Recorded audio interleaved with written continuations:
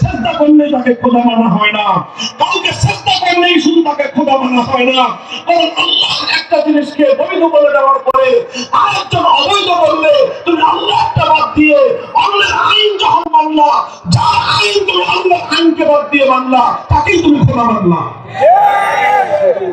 কথা বুঝেন?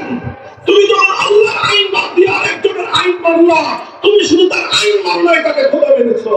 এটা আমার কথা নয়, এটা আল্লাহর কথা, এটা সব আল্লাহর পয়গম্বরের কথা। মুহতারাম হাজিরিন, এবার বুঝেন ইসলামের কালেমা হলো লা ইলাহা ইল্লাল্লাহ, চূড়ান্তভাবে আইন করার অধিকার একমাত্র আল্লাহ। ধর্মনিরপেক্ষতাবাদীকে জিজ্ঞাসা করেন চূড়ান্তভাবে আইন করার অধিকার কার? ধর্মনিরপেক্ষতাবাদীরা একটা কথাই বলবে, সেটা বলবে হলো সর্বধর্ম আইন পরিষদ, জনগণের ক্ষমতার মাধ্যমে প্রাপ্ত আইন পরিষদ, সংসদ যেটাকে আইন করে দিবে সেটাই আইন, সেটাই বৈধ। তো যখন ধর্মনিরপেক্ষতাবাদীরা এক কথাই বলে যে আইন তৈরি করার সাথে আল্লাহর কোরআনের কোনো সম্পর্ক নাই, আইনের সঙ্গে ইসলামের কোনো সম্পর্ক নাই, আইনের সঙ্গে কোরআনের কোনো সম্পর্ক নাই, এবং মানুষ যেটা যাবে সেটাই বৈধ, মানুষ যেটা যাবে সেটা অবৈধ। ইসলাম বলে আল্লাহ যেটা যাবেন সেটাই বৈধ, আল্লাহ যেটা চাইবেন না সেটাই অবৈধ, আল্লাহ যেটাকে বলবেন সেটাই আইন। ধর্মনিরপেক্ষতাবাদীরা বলে সংসদ যেটা বলবে সেটাই আইন। ইমানদারদের রব হলেন আল্লাহ, ধর্মনিরপেক্ষতাবাদীদের রব হলো সংসদ।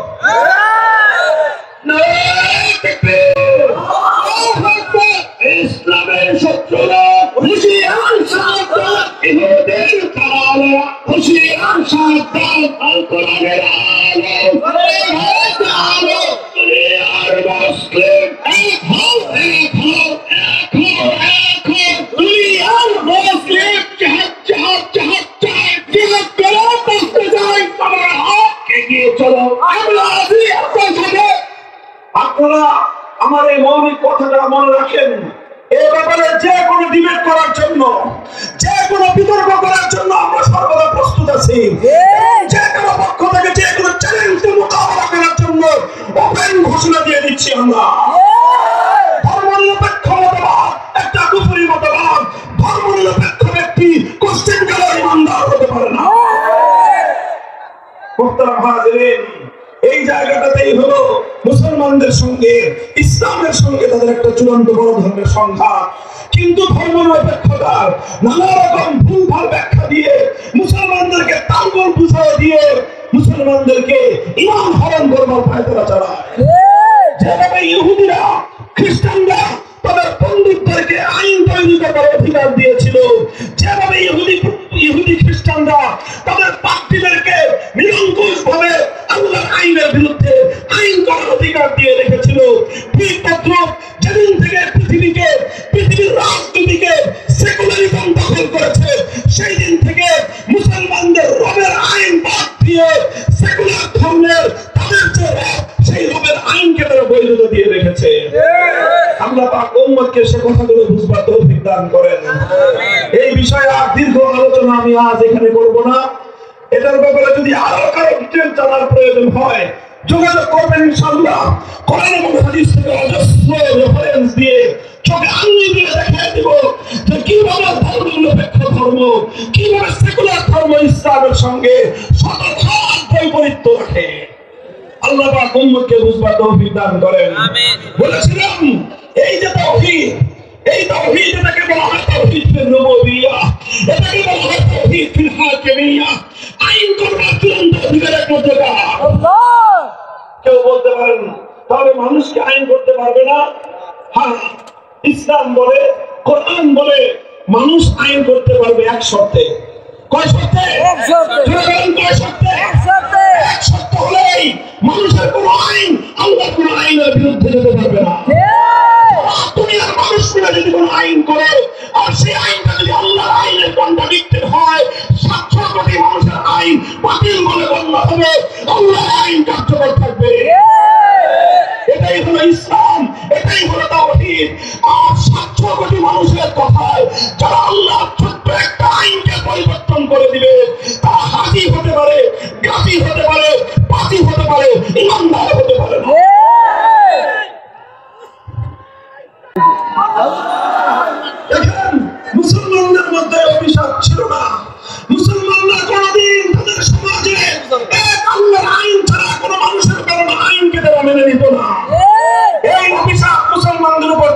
দিয়েছিল ব্রিটিশ বেনিয়ারা। ব্রিটিশ বেনিয়ারা আমাদের দেশটাকে দখল করে সবচেয়ে বড় অভিশাপ যেটা আমাদের উপর চাপিয়ে দিয়েছে সেটা হলো আমাদের সমাজ থেকে, আমাদের দেশ থেকে আল্লাহর কোরআনের বিধানকে উৎখাত করে দিয়ে ব্রিটিশরা তাদের নিজেদের প্রবর্তিত আইন আমাদের উপর চাপিয়ে দিয়েছে। এরপরে মুসলমানরা সংগ্রাম করেছে, এরপরে মুসলমানরা লড়াই করেছে, মুসলমানরা জিহাদ করেছে, মুসলমানরা শাহাদাত দিয়েছে, মুসলমানরা রক্ত দিয়েছে। রক্তের সাগর বেয়ে ব্রিটিশদেরকে দেশ থেকে বিতাড়িত করা হয়েছিল শুধুমাত্র এজন্য যে একটা দেশ হবে, একটা রাষ্ট্র হবে, সে রাষ্ট্রে আইন চলবে একমাত্র তার।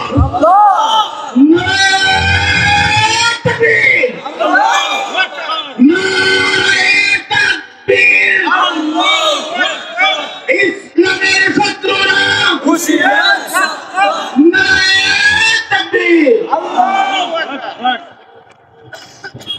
মুহতারাম হাজরিন, দুঃখ এবং পরিতাপের বিষয় হলো এই যে এই মুসলমানদের হৃদয়ের আকাঙ্ক্ষা, মুসলমানদের এই অন্তরের তামান্না যে তারা একটা দেশ চেয়েছিল, একটা মানচিত্র চেয়েছিল, একটা ভূখণ্ড চেয়েছিল। সেই ভূখণ্ডটা অনেক বড় দেশ না হতে পারে, সেই ভূখণ্ডটা অনেক সমৃদ্ধশালী না হতে পারে, সেই ভূখণ্ডটা অনেক টাকা পয়সার মালিক না হতে পারে, সেই ভূখণ্ডে মানুষ 3 বেলা খেতে না পারে, সেই ভূখণ্ডে মানুষ 1 বেলা খেয়ে থাকতে পারে, সেই ভূখণ্ডের মানুষ না খেয়ে থেকে পেটে পাথর থাকতে পারে। কিন্তু একটা ভূখণ্ড হবে, একটা মানচিত্র হবে, যে মানচিত্রের সংবিধান হবে আল-কোরআন। এই আল-কোরআনের রাষ্ট্র গড়ার জন্য, আল-কোরআনের সংবিধান গড়ার জন্য, আল্লাহ আইন দিয়ে সমাজ পরিচালনা করবার জন্য রক্ত দিয়েছিল শহীদ তিতুমির, রক্ত দিয়েছিল ফকির নজরুল সাহারা, রক্ত দিয়েছিল হাজী শরীয়তুল্লাহ, রক্ত দিয়েছিল হাফেজ জামিন শহীদরা, রক্ত দিয়েছিল সৈয়দ আহমদ শহীদরা। হাজার হাজার আলেম ফাঁসি কাস্টে ঝুলিয়েছে, হাজার হাজার আলেমদের সন্তানরা ইয়াতীম হয়েছে, স্ত্রীরা বিধবা হয়েছিল। উদ্দেশ্য ছিল একটাই, জমিন শাসন করবে মুসলমান, আইন চলবে তার। দুর্ভাগ্যজনক ভাবে পশ্চিম পাকিস্তানের স্বৈর শাসকরা 24 বছর পর্যন্ত মুসলমানদেরকে তাদের এই অধিকার থেকে বঞ্চিত রেখেছে। যার প্রেক্ষিতে 1971 সালে দেশটাকে দ্বিখণ্ডিত করা হয়েছে। 71-এর পর যখন দেশটা মুক্ত এবং স্বাধীন হলো, এই স্বাধীনতার পরে ভারতের তৎকালীন প্রধানমন্ত্রী ইন্দিরা গান্ধী, শ্রীমতী ইন্দিরা গান্ধী, যিনি ভারত যেটা নাকি একটা ধর্মনিরপেক্ষ রাষ্ট্র, সেই রাষ্ট্রের মূলনীতিগুলোকে শেখ মুজিবুর রহমান সাহেবের মাধ্যমে বাংলাদেশের সংবিধানের উপর চাপিয়ে দিয়ে বাংলাদেশটাকে ভারতের গোলামে পরিণত করেছে, বাংলাদেশটাকে ভারতের একটা গোলাম রাষ্ট্রে পরিণত করেছে, বাংলাদেশের সংবিধানকে ভারতের দাসত্বের শৃঙ্খলার অঙ্গীকারপত্র বানিয়েছে। এজন্য আমরা বলি, এটা চ্যালেঞ্জ করে আমি বলি, ইতিহাসের সূত্রে বলি, 1971-এর মুক্তিযুদ্ধে বিজয় অর্জন করার আগ পর্যন্ত বাংলাদেশে কেউ কোনোদিন ধর্মনিরপেক্ষতার কথা বলে নাই। শেখ মুজিবুর রহমান সাহেব ধর্মনিরপেক্ষতার কথা আগে বলেন নাই, আওয়ামী লীগ আগে ধর্মনিরপেক্ষতার কথা বলে নাই। আগে তারা বলতো পাস করতে পারলে কোরআন সুন্নাহ বিরোধী কোন আইন আমরা করব না। অঙ্গীকার তারা করে ক্ষমতায় আসার পর তারা সব ইসলামের বিরুদ্ধে একটা একটা করে আইন পাস করেছে, রাষ্ট্রটাকে আল্লাহর নাম থেকে তারা মুছে ফেলবার চেষ্টা করেছে। মুহতারাম হাজরিন, এজন্য আমার আখেরি পয়গাম আপনাদের কাছে, আমার এই স্বাধীন মাতৃভূমির কাছে, এদেশের নতুন প্রজন্মের কাছে, এই জেনারেশনের কাছে আমাদের একটা পয়গাম, আমাদের একটা আহ্বান। আজ বাংলাদেশের সামনে সবচেয়ে গুরুত্বপূর্ণ 2টা ইস্যু। কয়টা ইস্যু? 1 নম্বর ইস্যু হলো ভারতীয় আধিপত্যবাদ থেকে বাংলাদেশকে মুক্ত করতে হবে। আগে আমরা শুধু বলতাম, আগে শুধু আমরা আলেমরা বলতাম, আগে শুধু আমরা মৌলবীরা বলতাম যে ভারতীয় আধিপত্যবাদকে রুখে দাঁড়াও। এখন শুধু আমাদের হুজুরদের বলতে হয় না, এখন বাংলাদেশের অন্তর্বর্তীকালীন সরকার ওই কথা বলে। এখন বাংলাদেশের সমস্ত রাজনৈতিক দল এক সুরে কথা বলতেছে, সবাই বলতেছে ভারতীয় আধিপত্যবাদ রুখে দাঁড়াও। শুধু মুসলমান নয়, ধর্ম বর্ণ নির্বিশেষে সবাই বলতেছে ভারতীয় আধিপত্যের হাত থেকে বাংলাদেশকে মুক্ত করতে হবে। আমরা বলি যে গাছের শেকড়ে গোড়ায় পানি ঢেলে 2-1টা ডাল ছাঁটলে কোনদিন এই বীজ বৃক্ষের বিষ ছায়া থেকে মুক্তি পাওয়া সম্ভব নয়। কথা বলেন ঠিক নেবে ঠিক? বীজ বৃক্ষ থেকে মুক্তি পেতে চাইলে গাছের সকল সত্য উপরে ফেলতে হবে। ভারতীয় আধিপত্যবাদকে যদি রুখতে হয়, ভারতের আধিপত্যবাদ থেকে যদি মুসলমানদের বাংলাদেশকে যদি রক্ষা করতে হয়, ভারতীয় আধিপত্যবাদের শিকার হবে বাংলাদেশের সংবিধানে ভারত থেকে প্রচারকৃত আমদানিকৃত ধর্মনিরপেক্ষতাবাদ। এই ধর্মনিরপেক্ষতাবাদ বাংলাদেশের সংবিধান থেকে আবার দিল্লিতে প্রচার করতে হবে।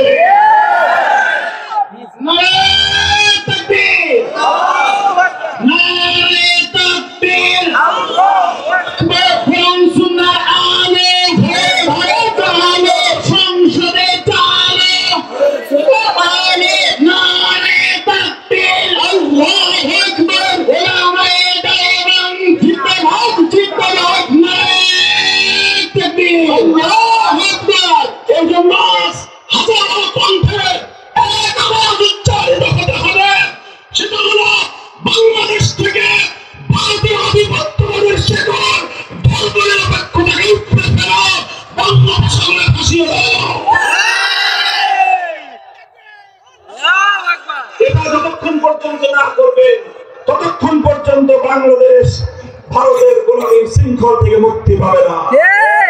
এটাকে 1972 সালে তৎকালীন ভারত রাষ্ট্র জোরপূর্বক তার সেনাবাহিনীর মাধ্যমে ৭২-এর সংবিধানের মাধ্যমে বাংলাদেশের মানুষের 25 বছরের মুক্তির সংগ্রামকে তারা হাইজ্যাক করেছিল।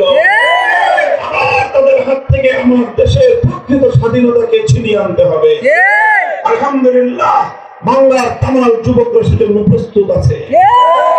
২ নম্বর কথা হলো, আজ বাংলাদেশে চারিদিকে একটাই আওয়াজ, সংস্কার সংস্কার সংস্কার। কথা বলেন ঠিক নেবে? এই সংস্কারের হাজারো আওয়াজের ভিড়ে আমাদের স্পষ্ট একটা পেলাম, মূল জায়গায় আমরা অন্তত আজকের এই বর্তমান বাংলাদেশের বাস্তবতায় ছোট্ট একটা সংস্কারের প্রস্তাব আমরা দিয়ে রাখছি। এটা শুধু আমরা টেবিলে বলতে, এটা আমরা রাজপথে বলতেছি, এটা আমরা মঞ্চে ময়দানে বাংলাদেশের তরুণী জনতাকে বুঝিয়ে তাদের হৃদয়ঙ্গম করার জন্য বলতেছি। সেটা হলো এই, বাংলাদেশের সংবিধানে এমন অসংখ্য ধারা রয়েছে, এমন অসংখ্য উপধারা রয়েছে, যেই ধারা এবং উপধারাগুলোর কারণে বাংলাদেশের মানুষ চাইলেও পরিপূর্ণ ইসলাম কেউ মানতে পারে না। কারণ সবাই আমরা রাষ্ট্রের অধীনে, অর্থাৎ সংবিধানের অধীনে। এই সংবিধানের অধীনে থাকবার কারণে এই সংবিধান আমাকে এবং আপনাকে অনেক কুফরি কাজের সাথে সম্পৃক্ত হতে বাধ্য করে। আমরা বাধ্য হয়ে সেই কাজগুলো করি, এই জন্য আল্লাহ আমাদেরকে মাফ করে দিবেন। কিন্তু যারা সংবিধানের মাধ্যমে আমাদের উপর এই কুফরি কাজগুলোকে চাপিয়ে দিয়েছে, তাদের মুক্তির কোনো উপায় নাই। আর আমাদের মুক্তির একটা উপায়, যেহেতু আমরা বাধ্য হয়ে এই সকল ইসলাম বিরোধী কাজগুলো করতে বাধ্য হই, এই জন্য আমাদের মুক্তির উপায় হলো আমাদেরকে এই কুফরি ধারাগুলো সংবিধান থেকে পরিবর্তন করার চেষ্টা করতে হবে। করবেন তো চেষ্টা? একটা নগদ চেষ্টার আহ্বান জানাই আমি আপনাদেরকে। একটা আওয়াজ তুলতে হবে বাংলাদেশে, সেটা হলো সংবিধান সংস্কারের সময় একটা ধারা, ছোট্ট একটা ধারা সংযুক্ত করতে হবে। এই ধারার মাধ্যমে আমরা গোটা বাংলাদেশের 18 কোটি মুসলমান ভবিষ্যৎ একটা ব্যবস্থা থেকে আমরা মুক্তি লাভ করতে পারবো। কুফরির একটা বাধ্যতামূলক ব্যবস্থা থেকে আমাদের ঈমান নিয়ে আমরা বেঁচে থাকতে পারবো। সেই ধারাটা হলো আইন করতে হবে, সংবিধানে একটা ধারা সংযুক্ত করতে হবে। সেটা হলো এই, 90% মুসলমানদের এই দেশে ইসলামী শরিয়া বিরোধী কোন আইন, কোরআন সুন্নাহ বিরোধী কোন আইন, ইসলামী শরিয়া এবং কোরআন সুন্নাহ বিরোধী কোন ধারা, কোন বিধিমালা, কোন আইন, কোন বিধি, কোন কিছু কার্যকর হতে পারবে না। যদি এইরকম একটা ধারা, এইরকম একটা কথা যদি আমাদের সংবিধানে সংযুক্ত হয়, তাহলে এই সংবিধানের এই ধারার মাধ্যমে বর্তমান বাংলাদেশের ইসলাম বিরোধী প্রত্যেকটি আইন অটোমেটিক ভাবে বাতিল বলে গণ্য হবে। আপনারা আমার এই দাবির সঙ্গে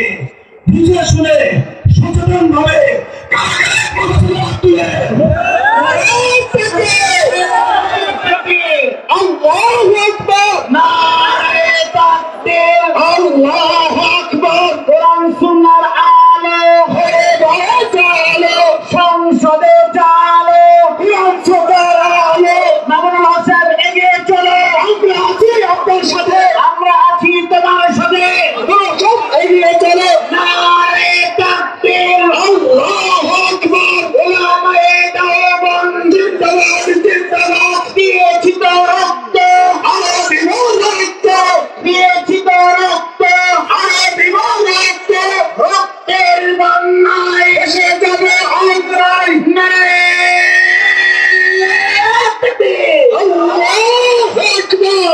ভাই ইতিহাস পর্যালোচনা করে আমি আপনাদেরকে প্রমাণ করে দিতে পারবো আমাদের পূর্বপুরুষ আপনাদের পূর্বপুরুষ এই বাংলাদেশের বর্তমান মুসলমানদের পূর্বপুরুষরা আল্লাহর জমিনে কোরআনের হুকুমত কায়েম করার জন্য যেই ত্যাগ আর কুরবানি স্বীকার করেছেন, যেই রক্ত এবং শাহাদাতের মাসআলা পেশ করেছেন, যেই জান ও মালের কুরবানি এই বাংলাদেশের পূর্বসূরি মুসলমানরা দিয়েছে, এটা এই পাক ভারত উপমহাদেশের আর কোন জাতি দেয় নাই।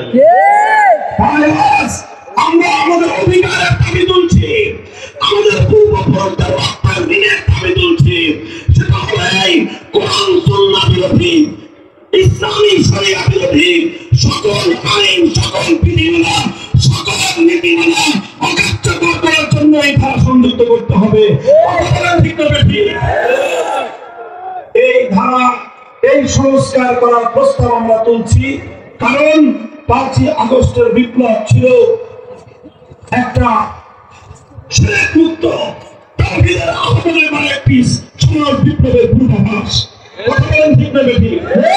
5ই আগস্ট যদিও পূর্ণাঙ্গ ইসলামী বিপ্লব হয় নাই, কিন্তু এটা ছিল ইসলামী বিপ্লবের পূর্বে, সূর্যোদয়ের পূর্বে যেভাবে পূর্ব দিগন্তে নতুন সুবহে সাদেক উদিত হয়, সুবহে সাদেক উদিত হলে দুনিয়ার প্রত্যেকটা মানুষ বুঝতে পারে আর কিছুক্ষণ পরে সূর্যের উদয় ঘটবে। ঠিক তেমনি ভাবে আমরা বলতে চাই 5ই আগস্টের বিপ্লবের পর এই বাংলার মাটি ইসলামী বিপ্লবের জন্য এতটাই উর্বর হয়েছে, আর শুধু মাদ্রাসার সন্তানেরা নয়, স্কুল কলেজ ইউনিভার্সিটি গুলোতে আর নতুন প্রজন্ম একত্ববাদ এবং তাওহীদের জন্য জীবন দিতে প্রস্তুতি হয়েছে। প্রমাণ দেখেন, যখন 5ই আগস্ট বিপ্লব হলো, দুপুর বেলায় স্বৈরাচারী ফ্যাসিবাদী পালিয়ে গেল বাংলাদেশ থেকে। এদেশের মানুষ এই দুপুর 1টা থেকে 2টার দিকে মানুষ জানতে পেরেছে। কথা বলেন ঠিক না? এরপরের আধা ঘন্টার বাংলাদেশের কথা আপনারা সবাই মনে করেন তো, দেখি স্মৃতিতে মনে আছে কিনা, যে দুপুর 2টা থেকে 2:30টা পর্যন্ত বাংলাদেশে কি হয়েছিল। টেকনাফ থেকে তেতুলিয়ায়, টেকনাফ থেকে তেতুলিয়া কোন নেতা ডাক দিতে হয় নাই, কোন আলেম রাজপথে নামতে হয় নাই, কাউকে ঘোষণা দিতে হয় নাই, না টেলিভিশনে ঘোষণা দিতে হয়েছে, না রেডিওতে ঘোষণা দিতে হয়েছে, না ফেসবুকে ঘোষণা দিতে হয়েছে, না ইউটিউবে ঘোষণা দিতে হয়েছে, কোথাও কাউকে ঘোষণা দিতে হয় নাই। বাংলাদেশের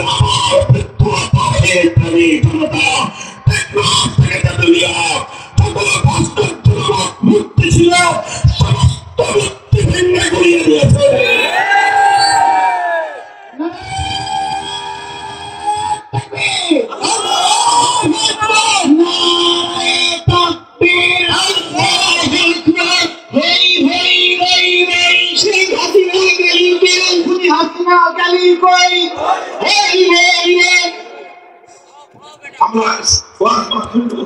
স্লোগান দেব ইনশাআল্লাহ। স্লোগান তো অবশ্যই দিতে হবে, তবে ওয়াজ মাহফিলের উপযোগী। কথা বলেন ঠিক না বেঠিক?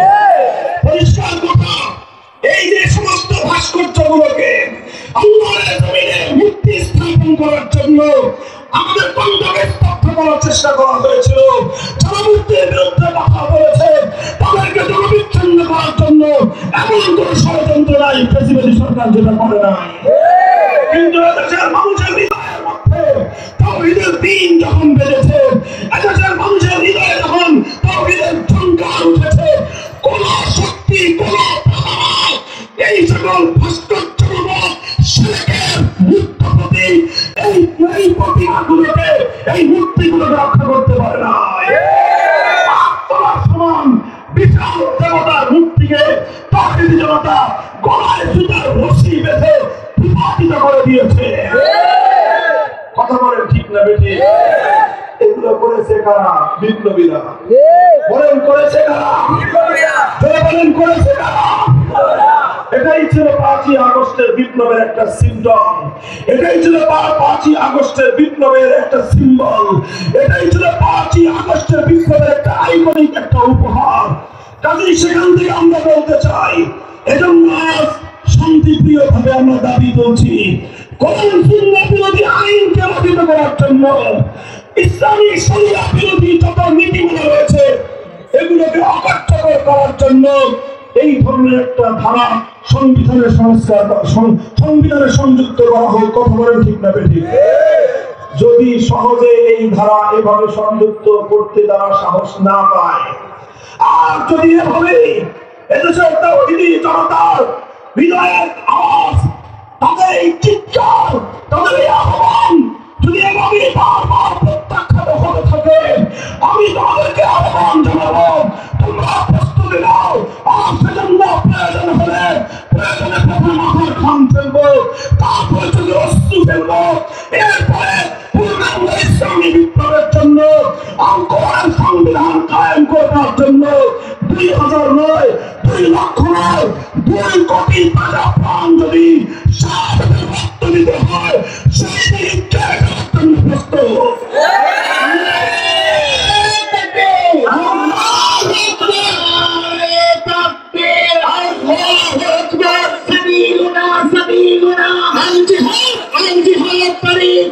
طريقنا